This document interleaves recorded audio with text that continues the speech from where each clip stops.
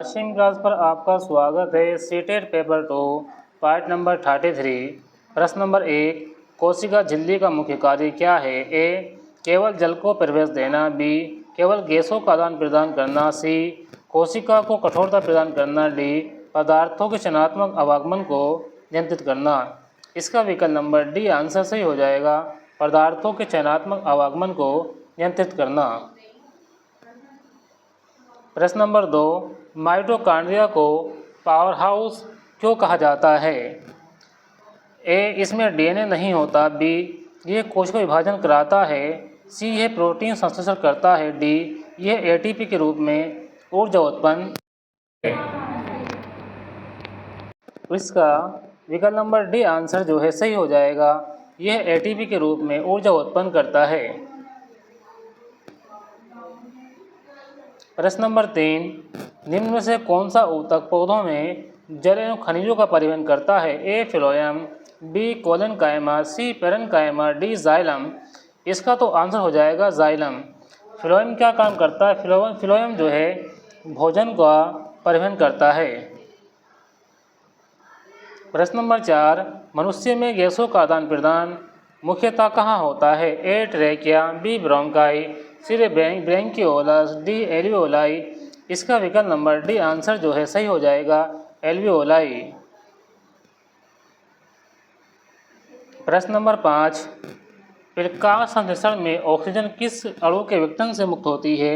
ए, CO2। B, glucose. C, chlorophyll. D, H2O। देखिए oxygen जो निकलती है वो H2O से मुक्त होती है। विकल्प नंबर डी इसका आंसर सही हो जाएगा। प्रश्न नंबर 6, निम्न में से कौन सा हार्मोन पौधों में कोशिका लंबाई बढ़ाने में सहायक है? ए, एबिसिक अम्ल। B, cytokinin. C, ethylene. D, auxin. विकल्प नंबर डी इसका आंसर जो है सही हो जाएगा, ऑक्सिन। एथिलीन जो है फलों को पकाने वाला हार्मोन कहा जाता है। प्रश्न नंबर 7, डीएनए का पूर्ण रूप क्या है? Deoxy nitric acid, double nucleic acid, deoxy ribose nuclear acid, deoxy ribo nucleic acid. विकल्प नंबर डी इसका आंसर सही हो जाएगा, डीऑक्सी राइबो न्यूक्लिक एसिड। प्रश्न नंबर 8, मानव हृदय में कितने कक्ष होते हैं? 2, 3, 5, 4। देखिए मानव का जो हृदय है इसमें 4 कक्ष होते हैं। 2 तो होते हैं अलिंद और 2 जो होते हैं वो होते हैं नीले। इसका विकल्प नंबर डी आंसर सही हो जाएगा। प्रश्न नंबर 9, आवर्त सारणी में किस तत्व संयोजकता मुख्यतः किस पर निर्भर करती है? ए, परमाणु द्रव्यमान। बी, न्यूट्रॉन संख्या। सी, नाभिकीय आवेश। डी, बाह्यतम कोश में उपस्थित इलेक्ट्रॉन। देखिए यहाँ बात कर रहे हैं तत्व की संयोजकता किस पर निर्भर करती है। अब देखिए यहाँ हम बात करते हैं सोडियम की, और सोडियम का जो परमाणु क्रमांक होता है वह 11 होता है। इसका यदि हम बनाते हैं इलेक्ट्रॉनिक विन्यास तो ये हो जाएगा 2, 8, 1। यानी कि इसका जो बाह्य कोश का इलेक्ट्रॉन है इसी पे क्या करेगा, इसी पे जो है ये डिपेंड करती है संयोजकता। क्योंकि विकल्प नंबर डी इसका आंसर जो सही हो जाएगा, बाह्यतम कोश में उपस्थित इलेक्ट्रॉनों की संख्या। ये जो बाह्यतम कोश है इसमें कितने इलेक्ट्रॉन है वही क्या होती है उस बात पे जो है तत्व की संयोजकता जो है निर्भर करती है। प्रश्न नंबर 10, निम्न में से कौन सा रासायनिक परिवर्तन है? ए, बर्फ का पिघलना। बी, पानी का वाष्पीकरण। सी, नमक का घुलना। डी, लोहे में जंग लगना। देखिए यहाँ ए, बी, सी की बात करते हैं। बर्फ़ का पिघलना, पानी का वाष्पीकरण, नमक का घुलना, ये क्या है? ये जो है भौतिक परिवर्तन होते हैं। ये ए, बी, सी जो है तीनों ही क्या होते हैं, ये भौतिक परिवर्तन होते हैं। इसका आंसर हो जाएगा विकल्प नंबर डी, लोहे में जंग लगना। प्रश्न नंबर 11, अम्ल और क्षार की अभिक्रिया से क्या बनता है? ए, केवल लवण। बी, केवल जल। सी, गैस। डी, लवण और जल। देखिए जब अम्ल और क्षार क्रिया करेंगे, अब देखिए अम्ल में जो है हमने HCl ले लिया। अम्ल क्या है? HCl है। क्षार ले लिया हमने कास्टिक सोडा। जब ये क्रिया करेगा तो यहाँ क्या बनेगा, यहाँ बन जाएगा NaCl और साथ में क्या बन जाएगा, जल। यानी कि इसमें जो है साल्ट बनेगा और साथ में क्या बनेगा, जल बनेगा। इसको कहते हैं उदासीनीकरण अभिक्रिया। तो यहाँ ऑप्शन नंबर डी इसका आंसर सही हो जाएगा, लवण और जल। प्रश्न नंबर 12 विद्युत धारा का प्रश्न नंबर 12 प्रश्न नंबर 12 विद्युत धारा का एसआई मात्रक क्या है? वोल्ट, ओम, वाट, एम्पियर। अब देखिए यहाँ हम बात करते हैं विद्युत धारा के एसआई मात्रक की, तो इसका तो आंसर हो जाएगा एम्पियर। लेकिन वोल्ट जो है किसका मात्रक होता है? वोल्ट जो है विभवांतर का मात्रक होता है। ओम किसका मात्रक होता है? ओम जो है प्रतिरोध का मात्रक होता है। वाट किसका मात्रक होता है? वाट शक्ति का मात्रक होता है। तो विद्युत धारा का जो मात्रक होता है वो एम्पियर होता है। विकल्प नंबर डी इसका आंसर सही हो जाएगा। प्रश्न नंबर 13 किसी चालक का प्रतिरोध किस पर निर्भर नहीं करता? देखिए यहाँ पे बात चल रही है किस पर निर्भर नहीं करता। अब यहाँ है चालक का प्रतिरोध की हम बात कर रहे हैं। अब देखिए प्रतिरोध चालक का जो है किस पर निर्भर नहीं करता। एक फॉर्मूला होता है R बराबर हो जाएगा रो L/K A। अब देखिए यहाँ है लंबाई, अनुप्रस्थ क्षेत्रफल, पदार्थ की प्रकृति, या इसको इस तरह से कर देते हैं कि लंबाई पे भी डिपेंड करेगा, क्षेत्रफल पे डिपेंड करेगा, पदार्थ की प्रकृति क्या ये भी डिपेंड करेगा, लेकिन धारा की मात्रा क्या उस पर निर्भर नहीं करेगा। इस फॉर्मूले में कहीं भी धारा नहीं है, इसका विकल्प नंबर डी आंसर सही हो जाएगा, उसमें प्रवाहित धारा की मात्रा। प्रश्न नंबर 14 चुंबकीय क्षेत्र रेखाएं किस ध्रुव से निकलकर किस ध्रुव में प्रवेश करती है? दक्षिण से उत्तर, उत्तर से दक्षिण, दोनों दिशाओं में उत्तर से दक्षिण। ये जो प्रवेश करती है ये एन से साउथ की ओर करती है, यानी कि नॉर्थ से साउथ की ओर, उत्तर से दक्षिण। विकल्प नंबर डी इसका आंसर जो है सही हो जाएगा। प्रश्न नंबर 15 प्रकाश का अपवर्तन किस कारण होता है? प्रकाश का परावर्तन, माध्यम का ताप, प्रकाश का अवशोषण, दो माध्यमों में प्रकाश के जाल में अंतर। देखिए प्रकाश का जो अपवर्तन होता है इसका विकल्प नंबर डी आंसर सही हो जाएगा, दो माध्यमों में प्रकाश के जाल में अंतर। प्रश्न नंबर 16 अवतल दर्पण द्वारा वास्तविक प्रतिबिंब कब बनता है? ए वस्तु ध्रुव पर हो, बी वस्तु फोकस पर हो, डी वस्तु दर्पण और फोकस के बीच हो, डी वस्तु फोकस से बाहर हो। विकल्प नंबर डी इसका आंसर सही हो जाएगा, वस्तु फोकस से बाहर हो। प्रश्न नंबर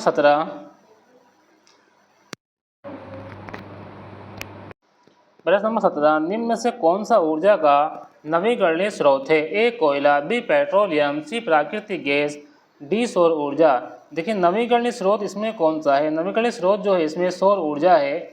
विकल्प नंबर डी जो है इसका आंसर सही हो जाएगा, सौर ऊर्जा। प्रश्न नंबर 18 मानव में गुणसूत्रों की कुल संख्या कितनी होती है?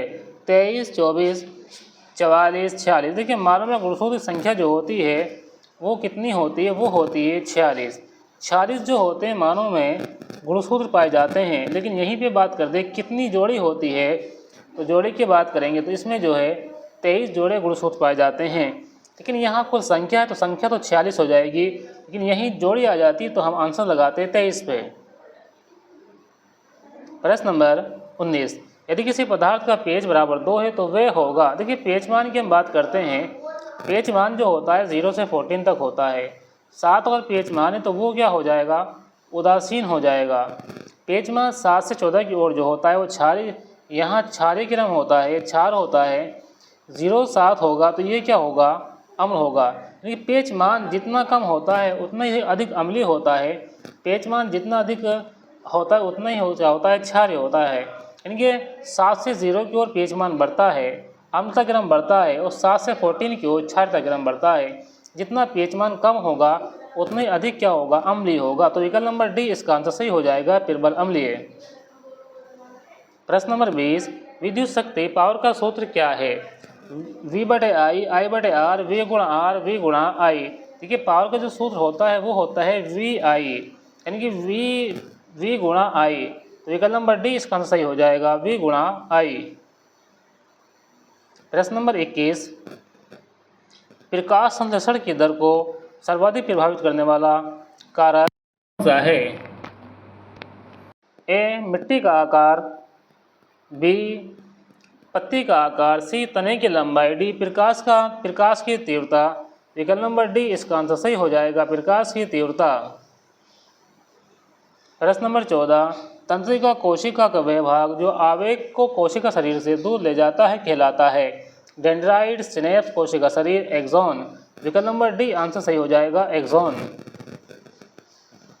प्रश्न नंबर 24, निम्नलिखित में से कौन सा पदार्थ विद्युत का अच्छा चालक है? रबर, कांच, प्लास्टिक, तांबा। देखिए विद्युत का अच्छा चालक जो होता है वो तांबा होता है। विकल्प नंबर डी इसका आंसर सही हो जाएगा। प्रश्न नंबर 25, मानव में रक्त का लाल रंग किसके कारण होता है? Plasma, platelet, WBC, haemoglobin. देखिए लाल रंग जो होता है वो हीमोग्लोबिन के कारण होता है, तो विकल्प नंबर डी इसका आंसर सही हो जाएगा। प्रश्न नंबर 26, निम्न में से कौन सा अधातु सामान्य ताप पर अवस्था में पाया जाता है? देखिए अधातु की बात हो रही है। ऑप्शन में है क्लोरीन, आयोडीन, सल्फर, ब्रोमीन। अधातु जो सामान्य ताप पर क्या होता है, द्रव अवस्था में पाया जाता है, तो वो होता है ब्रोमीन। ब्रोमीन जो होता है सामान्य ताप पर जो है लिक्विड फॉर्म में पाया जाता है।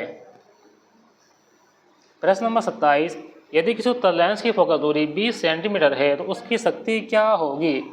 देखिए फॉर्मूला हमें निकालना, शक्ति फॉर्मूला हो जाएगा 100/F, क्योंकि यहाँ जो बोध रखा है, मान बोध रखा है सेंटीमीटर में, तो सेंटीमीटर में जब हम निकालेंगे तो 100 ऊपर रखेंगे, तो यहाँ 100 तो आ जाएगा ऊपर, और F का मान कितना है वो 20 है, तो 20 पंजे 100 यहाँ आ जाएगा, +5 के डायोप्टर।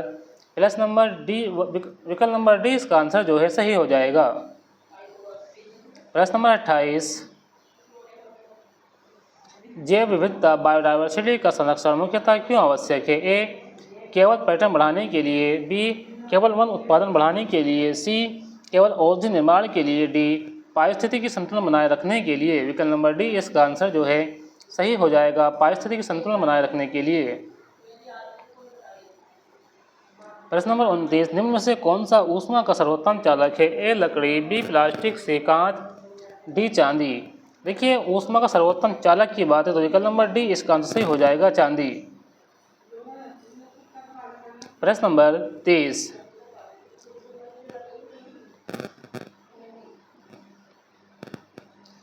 किस तत्व का इलेक्ट्रॉनिक विन्यास 2, 8, 7 है? वह किस समूह का सदस्य है?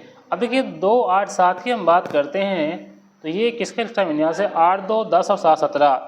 तो 17 परमाणु क्रमांक होता है क्लोरीन का होता है, यानी कि जो इलेक्ट्रॉनिक विन्यास है किसका है? ये क्लोरीन का है। किस समूह का सदस्य हो जाएगा? तो ये 17वें समूह का सदस्य हो जाएगा। विकल्प नंबर डी इसका आंसर सही हो जाएगा। देखिए यहाँ से शुरू हो जाएगी मैथ। अब मैथ में पहला सवाल है, ये लिखा हुआ है। देखिए मैथ में जो सवाल लिखा हुआ है वो क्या है? वो लिखा हुआ है x + 1 बटे में क्या है? x। अब बटे में क्या है? x है। नहीं यहाँ ऐसे नहीं, यहाँ ऐसे लिखा हुआ है, सवाल है x + 1/x। अब इसमें क्या करना है? हमें x² + 1/x का जो है मान निकालना है। अब देखिए इसका जो मान हम कैसे निकालेंगे? अब हमारे पास जो है x + 1/x का तो मान है। अब देखिए यहाँ स्क्वायर लेके हम चलें तो ये हो जाएगा x² + 1/x² प्लस, तो यहाँ लिख देता हूँ मैं ऊपर लिख देता हूँ 2 × x × 1/x। ये इसे जो है इस तरह से जो है ओपन हो जाएगा। इस x से तो x कट जाएगा, तो यहाँ कितना बचा? प्लस के बाद जो बचा वो 2 बचा, और इसका मान कितना है? इसका मान जो है 3 है, तो यहाँ आ जाएगा 3 का स्क्वायर। अब देखिए यहाँ जो 2 बचा इसको इधर माइनस में ले लेंगे, तो यहाँ क्या बचेगा? यहाँ ये बचेगा x² + 1/x²। अब 3 × 9, अब 3 × 9 माइनस के 2, 9 में से 2 गया, 7 बचा। अब 7 इसमें सी में और डी में दे रखा है, तो दोनों ही क्या हो जाएंगे? ऑप्शन सही हो जाएंगे, सी और डी। इसका 7 आंसर आ जाएगा। प्रश्न नंबर 32, एक समांतर श्रेणी का प्रथम पद 5 था, सार्व अंतर 3 है, 20वां पद होगा। देखिए यहाँ हमें 20वें पद के मान निकालना है, तो यहाँ हमें जब 20वां पद का मान निकालेंगे तो यहाँ जो फॉर्मूला लगेंगे a1 प्लस के हो जाएगा।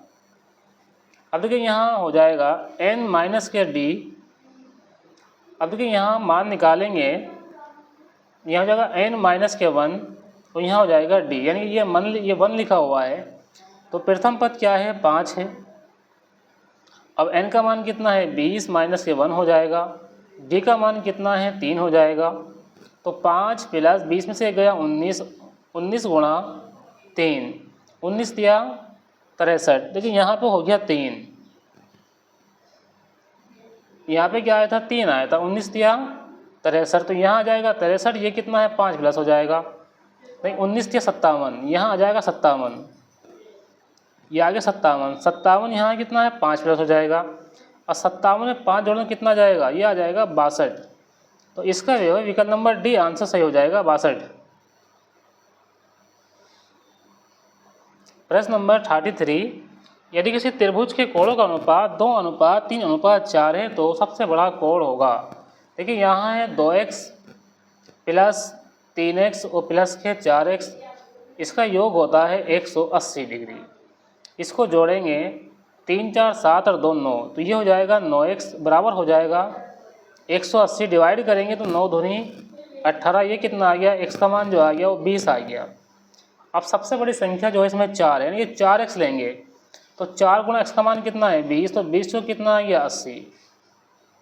तो यहाँ जो है बड़ा कोण कितना जाएगा 80 डिग्री का आ जाएगा, तो 80 विकल्प नंबर डी में, तो विकल्प नंबर डी इसका आंसर सही हो जाएगा। अब देखिए यहाँ पे है क्वेश्चन नंबर 34, इसमें लिखा हुआ है 0.0000064 का वर्गमूल होगा। अब देखिए यहाँ है वर्गमूल निकालेंगे, अब 6 4 64 का निकालेंगे, तो 64 गुणा 64 करेंगे कितना आएगा, 4 चौक 16 का 6, हासिल लगा 1, 4 छंग 24 और 1 25।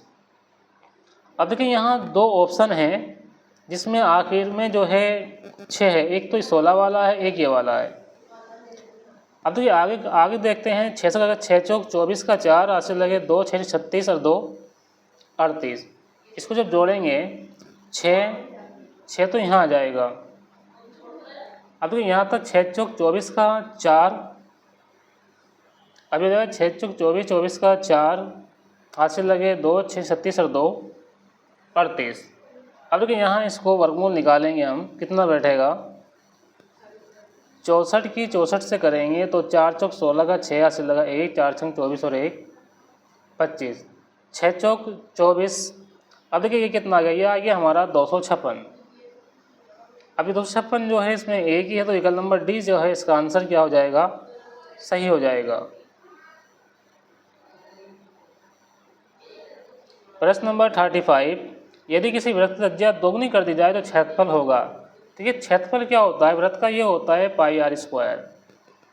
वह पाई को पाई रहने देते हैं, त्रिज्या कितनी कर दें तो दोगुनी कर दें, तो ये क्या हो जाएगा स्क्वायर, 2 दूनी 4, पाई 4 आर स्क्वायर हो जाएगा, कितनी गुनी हो गई 4 हो गई, तो विकल्प नंबर डी इसका सही हो जाएगा 4 गुना। प्रश्न नंबर 137, प्रश्न नंबर 137 है, किसी बेलन की ऊंचाई 10 सेमी और त्रिज्या 7 सेंटीमीटर है, उसका आयतन होगा। देखिए आयतन हमें निकालना है किसका, बेलन का, तो ये फॉर्मूला हो जाएगा पाई आर स्क्वायर एच।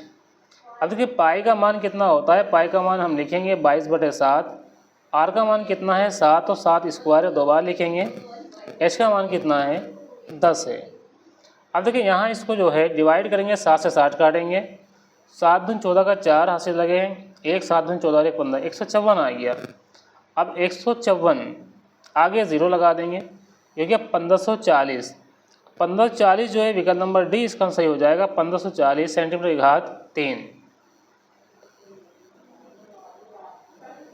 प्रश्न नंबर 38, यदि किसी संख्या का 20% बराबर 40 हो तो संख्या होगी।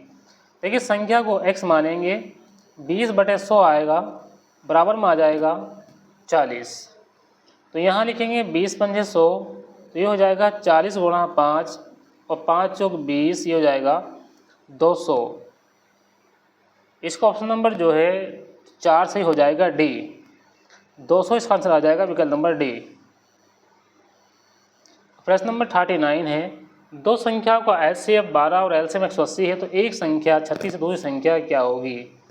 देखिए हो जाएगा एचसीएफ गुणा एलसीएम बराबर पहली संख्या गुणा दूसरी संख्या डिवाइड करेंगे 12 तिया 36 और 3 छंग 18, कितना आ गया 60। 60 विकल्प नंबर डी में, तो विकल्प नंबर डी इसका आंसर सही हो जाएगा। प्रश्न नंबर 40, यदि किसी समकोण त्रिभुज की भुजाएं 6 सेंटीमीटर 8 सेंटीमीटर और 10 सेंटीमीटर है तो उसका देखिए हमें क्षेत्रफल निकालना है, इसका कितना हो जाएगा। अब यहाँ इसका परिमाप निकालेंगे तो 6 + 8 + 10 बटे में 2 जाएगा, 8 से 14 और 10 24, तो 24 बटे 2 डिवाइड करेंगे तो कितना आएगा, 2 एकम 2 और 2 दूनी 4, ये आ गया 12। अब देखिए 12 आ गया, हमें निकालना है क्षेत्रफल। अब हमें इसका क्या निकालना है, अब इसका हमें निकालना है क्षेत्रफल। देखिए क्षेत्रफल के लिए हम फॉर्मूला लगाएंगे। अब यहाँ क्षेत्रफल के लिए वो कितना आया था हमारा, 12 निकल के आया था।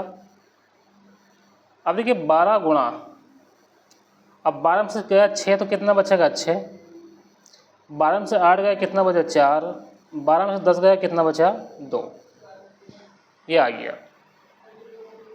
ये आ गया हमारा कि 12 का गुणा 12 लिखेंगे, 12 में 6 गया 6, 12 में से 8 गया 4, 12 में से 10 गया 2 बचा।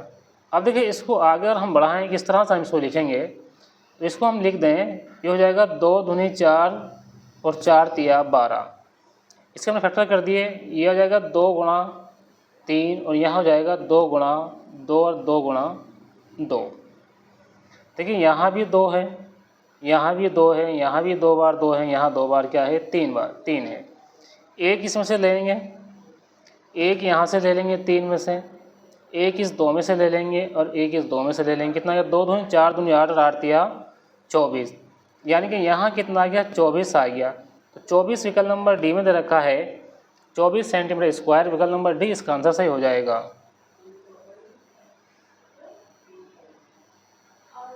प्रश्न नंबर 41, 2x - के 5 = 11 हो तो x का मान ये। अब हमें यहाँ x का मान निकालना है। देखिए 2x - के 5 बराबर कितना है 11 है, 2 x का मान कितना है, देखिए x का मान हमें निकालना है, तो यहाँ 5 लेंगे इधर, तो ये हो जाएगा 2x बराबर हो जाएगा 5 + 11, ये हो जाएगा 11 और 5 16, 16 बटे 2 और 2 8 16, इसका मान हो गया 8, यानी कि विकल्प नंबर डी इसका आंसर सही हो जाएगा 8। प्रश्न नंबर 42, 15 18 24 का LCM है। अब हमें जो है इसका LCM निकालना, किसका 15 का 18 का और 24 का। तो यहाँ पहले हम 15 का निकालेंगे, 3 पंजे 15 और 5 एकम 5। अब निकालेंगे 18 का, 2 से निकालेंगे 2 9 18, 3 तिया 9 और 3 एकम 3। अब हम निकालेंगे इसका 24 का, हम निकालेंगे 2 एकम 2, 2 दूनी 4 और 2 छंग 12, 2 तिया 6 और 3 एकम 3।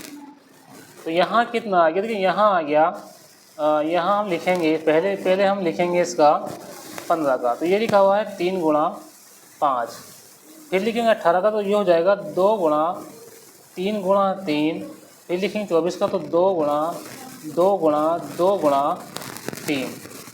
अब देखिए इसमें संख्या कॉमन कौन कौन सी, पहले हम उसको लेंगे। अब यहाँ भी 3 है, यहाँ भी 3 है और यहाँ भी क्या है 3 है, तो यहाँ हम क्या लिखेंगे 3 लिखेंगे। इसके बाद यहाँ भी 2 है और यहाँ भी क्या है 2 है, तो 2 लिख देंगे। इसके बाद क्या बचा, इसके बाद बचा है यहाँ भी 2 बचा, यहाँ भी 2 और यहाँ कितना बचा है 5। ये 2 दूनी 4 और 4 पंजे 20 और 20 तिया 60 और 60 दूनी 120, तो 120 तो विकल्प नंबर ए में है, इसका आंसर हो जाएगा 120। देखिए यहाँ इसका एलसीएम दोबारा से निकालेंगे।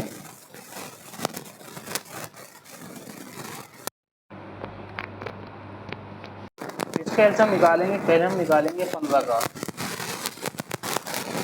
पहले हम निकालेंगे 15 का, तो ये हो गया 3 पंजे 15 और 5 एकम 5, फिर निकालेंगे 18 का, 2 9 18, 3 तिया 9 और 3 एकम 3, फिर निकालेंगे 24 का, 2 एकम 2, 2 दूनी 4, 2 छंग 12 और 2 तिया 6 और 3 एकम 3। अब यहाँ है 3 5, यहाँ लिखेंगे 3 गुणा 5 है 2 गुणा 3 गुणा 3, फिर है 2 गुणा 2 गुणा 2 गुणा 3। अब यहाँ से कौन क्या है, एक तो 3 यहाँ है, एक 3 यहाँ है और एक 3 यहाँ है, 3 यहाँ लिखेंगे। उसके बाद कौन क्या है, यहाँ ऊपर की लाइन में क्या है, दोनों में 2 अब क्या बचा, अब यहाँ 2 2 यहाँ 3 यहाँ 5 दोनों 4 और 7 किया 12 बचे 60। अब 60 आ गया, ये यहाँ हो गया 60, यहाँ आ गया 60 गुणा 3, फिर 2 3 6, तो ये हो जाएगा 6 36, ये हो जाएगा 360। 360 निकल नंबर 3 है, तो इसका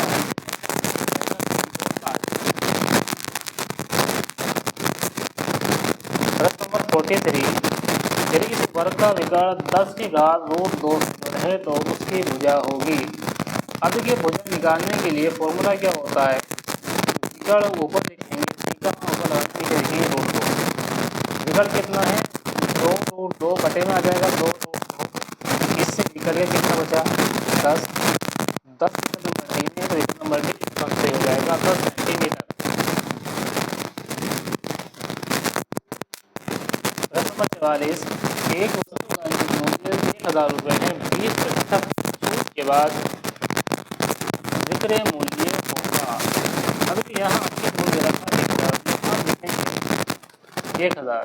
अब हम लिखेंगे लगा देंगे 100, लिखेंगे 100 लगाने में होता है, तो यहाँ 100 में कर देंगे 30 का कितना रहेगा 80, डिवाइड होगा तो डिवाइड कर देंगे, इस 2 को काट देंगे, यहाँ कितना आ गया 80, एक लगा देंगे कितना आ जाएगा 800, तो 800 एक नंबर 3 है, हो जाएगा 800 रुपये। प्रश्न नंबर 46, किसी घन का आयतन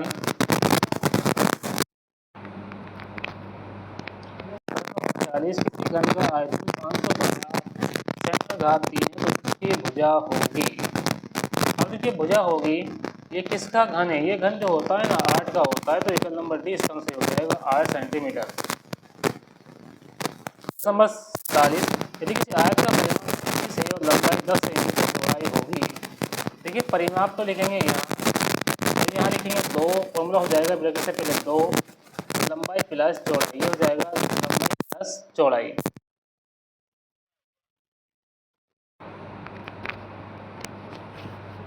देखिए 36 तो ये हो गया, यहाँ कितना है 2, लंबाई कितनी है 10, चौड़ाई क्या करनी है हमें निकालनी है, तो इसको डिवाइड कर देंगे, कितना 2 एकम 2 2 6 16, अब ये 10 आगे था माइनस हो जाएगा, तो कितना बचेगा 8, तो 8 कौन से में, विकल्प नंबर डी में है, तो विकल्प नंबर डी इसका सही हो जाएगा 8 सेंटीमीटर। प्रश्न नंबर 48, यदि किसी संख्या का वर्ग 729 है तो संख्या होगी। देखिए 729 जो वर्ग होता है ना 27 का होता है, तो विकल्प नंबर डी इसका सही हो जाएगा 27। प्रश्न नंबर 49, एक ट्रेन 72 किलोमीटर घंटे की चाल से चलती है तो उसकी 4 मीटर प्रति सेकंड में होगी। देखिए यहाँ है 72 किलोमीटर प्रति घंटा, 1 किलोमीटर में 1000 मीटर होते, तो यहाँ लिखेंगे 1000 मीटर। अब ये दे रखा है घंटे में, हमें कहाँ में निकालना है, हमें निकालना है सेकंड में। अब सेकंड को घंटे से बनाने के लिए हम क्या करेंगे, यहाँ हम कर देंगे 60 गुणा 60 से भाग कर देंगे, 60 गुणा 60 से क्या कर देंगे भाग दे देंगे, इन 2 जीरो से 2 जीरो कट जाएगा, 6 छंग 36, 36 दूनी 72 और तो 10 दूनी 20, तो ये कितना आ गया 20, तो 20 विकल्प नंबर डी में है, तो विकल्प नंबर डी इसका आंसर सही हो जाएगा। प्रश्न नंबर 50, यदि किसी वृत्त की परिधि 44 सेंटीमीटर है तो उसकी त्रिज्या होगी। देखिए परिधि क्या होती है, परिधि होती है 2πr। अब परिधि दे रखी है इसमें कितनी है 44, तो 2 गुणा, अब देखिए पाई का मान दे रखा है 22/7, तो आर का मान क्या करना हमें निकालना है। अब ये हो जाएगा 44 गुणा 7 बराबर हो जाएगा 2 गुणा 22, 22 दूनी 44, 2 से इस 2 काटेंगे तो कितना जाएगा 7, यानी 7 सेंटीमीटर इसका आंसर हो जाएगा विकल्प नंबर डी। प्रश्न नंबर 51, ए प्लस बी का स्क्वायर बराबर 49, ए बी बराबर 6, तो ए स्क्वायर प्लस बी स्क्वायर का मान क्या होगा। देखिए इसमें फॉर्मूला हम लिखेंगे, ए प्लस बी का होल स्क्वायर बराबर होता है ए का स्क्वायर प्लस बी का स्क्वायर प्लस 2ab, ये इसका फॉर्मूला हो जाएगा। ए प्लस बी का मान कितना है 49, तो यहाँ आ जाएगा 49 का स्क्वायर, नहीं अब यहाँ कितना आ जाएगा, यहाँ आ जाएगा 49, क्योंकि ए प्लस बी होल स्क्वायर बराबर 49 है, तो यहाँ आ जाएगा 49। अब बराबर लगा देंगे, हमें इसका तो मान निकालना है, इसको यहीं छोड़ देते हैं। हमें इसका मान निकालना है तो इसकी जगह पर हम चलो एक्स मान कर लेते हैं, जगह कम है। यहाँ 2 ए बी का मान कितना है 6, तो कितना होगा 6 दूनी 12, तो 49 में से 12 घटा दें कितना बचेगा, 9 से 2 गया 7, 4 से गया 3, कितना आ गया 37 आ गया। तो विकल्प नंबर डी में आंसर सही हो जाएगा 37। प्रश्न नंबर 52, एक व्यक्ति 5000 पर 2 वर्ष के लिए 10% वार्षिक सरल ब्याज प्राप्त करता है, तो ब्याज होगा। अब देखिए यहाँ पे जो है ब्याज हमें निकालना है। अब साधारण ब्याज हम निकालेंगे तो कितना हो जाएगा, तो ये हो जाएगा मूलधन गुणा दर गुणा समय बटे हो जाएगा 100, इससे निकल जाएगा हमारा साधारण ब्याज। मूलधन कितना है 5000, दर कितनी है 10, समय कितना है 2, बटे में आ जाएगा 100, कर दो डिवाइड इसको, ये 2 जीरो से 1 जीरो ये कट गया, 1 जीरो ये कट गया, 500 गुणा 2 कितना गया 1000, तो 1000 विकल्प नंबर डी में है, विकल्प नंबर डी इसका आंसर सही हो जाएगा 1000। प्रश्न नंबर 54 है कि संख्या का 3/4 भाग 36 है, तो संख्या होगी। देखिए संख्या को x मानेंगे, 3/4 बराबर कितना है 36 है। अब यहाँ इसको डिवाइड करेंगे, 3 गुना 3, 3 दूनी 6, तो ये हो जाएगा 4 गुणा 12, 12 जो कितना हो जाएगा 48, तो यहाँ 48 मान आ जाएगा, विकल्प नंबर डी इसका आंसर सही हो जाएगा 48। प्रश्न नंबर 55 है, यदि किसी समांतर चतुर्भुज का आधार 12 सेमी और ऊंचाई 8 सेमी है तो क्षेत्रफल हो जाएगा। तो ये क्षेत्रफल हो जाएगा 12 गुणा 8, यानी कि आधार गुणा ऊंचाई, 12 × 96, 96 कौन से में है डी में है, तो डी इसका आंसर सही हो जाएगा 96 सेंटीमीटर स्क्वायर। प्रश्न नंबर 56, यह है प्रश्न नंबर 56 है, एक्स स्क्वायर माइनस के 9 बराबर हो जाएगा 0, एक्स स्क्वायर यहाँ रहने के यहाँ जाएगा 9, एक्स बराबर हो जाएगा 9 का स्क्वायर, तो ये जब ये हटाएंगे इसके ऊपर से ये हटा देंगे रूट, तो यहाँ आ जाएगा प्लस माइनस के 3, तो प्लस माइनस के 3 जो विकल्प नंबर सी और डी में है, तो ये आंसर सही हो जाएगा प्लस माइनस के 3। प्रश्न नंबर 57 की हम बात करें, किसी वस्तु का विक्रय मूल्य 400 रुपये और किसी वस्तु का क्रय मूल्य 400 रुपये और विक्रय मूल्य 460 रुपये है, तो लाभ होगा। देखिए क्रय मूल्य का मतलब होता है कितने में खरीदी है, विक्रय मूल्य का मतलब होता है कितने में बेची है। तो हमें क्या करना है, इसका लाभ निकालना है। देखिए लाभ कब निकलेगा, जितने में बेची है उसमें से कितने में खरीदी थी वो निकाल देंगे। तो 460 में बेची है, 400 में खरीदी थी, तो कितना बचा 60 रुपये बचा, ये हमें लाभ हो गया। अब इसका हमें निकालना परसेंटेज, तो परसेंटेज निकालने के लिए जो लाभ आया वो ऊपर लिखेंगे, कितने में खरीदी थी, क्रय मूल्य कितना 400 नीचे आ जाएगा, गुणा में आ जाएगा 100, 2 जीरो 2 जीरो काटेंगे, करेंगे डिवाइड, 4 एकम 4 और 4 पंजे 20, कितना आ गया 15%, तो विकल्प नंबर डी इसका आंसर सही हो जाएगा 15%। प्रश्न नंबर 58, एक शंकु की त्रिज्या 3 सेमी और ऊंचाई 4 सेमी है, तो इसका आयतन होगा। देखिए शंकु का आयतन हो जाएगा 1/3 पाई आर स्क्वायर एच, 1/3 तो एच ही लिखेंगे, पाई में हमारा मान इसमें आरिया है, आर का मान कितना है 3 गुणा 3 लिखेंगे, क्यों, क्योंकि आर स्क्वायर है। एच का मान कितना है 4, तो गुणा में 4 आ जाएगा, 3 से 3 काटेंगे, 4 3 12, 12 के साथ पाई आ जाएगा, तो 12 के साथ पाई जो है इस मान से सही हो जाएगा, विकल्प नंबर डी आंसर इसका जो है सही हो जाएगा।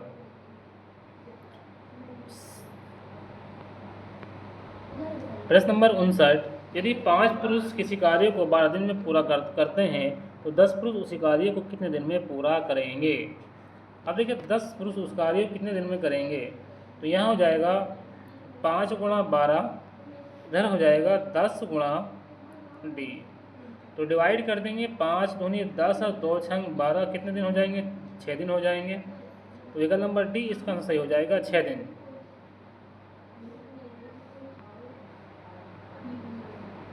प्रश्न नंबर 60, यदि किसी त्रिभुज का क्षेत्रफल 84 cm की घात 2 है तथा आधार 14 सेंटीमीटर है तो उसकी ऊंचाई होगी। अब देखिए यहाँ पे क्या बात चल रही है, यहाँ पे बात चल रही है किसी त्रिभुज का क्षेत्रफल। अब देखिए त्रिभुज का क्षेत्रफल जो है कैसे निकालेंगे? ये क्षेत्रफल नहीं, यहाँ ऊंचाई निकालनी है। ऊंचाई कैसे निकालेंगे? तो यहाँ क्षेत्रफल कितना है? 84 है, ये हो जाएगा 1/2 आधार गुणा ऊंचाई। तो इसको डिवाइड करेंगे, 2 7 14, 7 से इसको डिवाइड करेंगे, ये आ जाएगा 7 एकम 7 और 7 दूनी 14, कितना आएगा? 12 सेंटीमीटर आएगी। तो विकल्प नंबर डी इसका आंसर सही हो जाएगा, 12 सेंटीमीटर। ये पार्ट जो है हमारा 33 था, जो सीटेट की प्रैक्टिस सीरीज जो है चल रही है। वीडियो को लाइक करें, अपने दोस्तों में शेयर करें।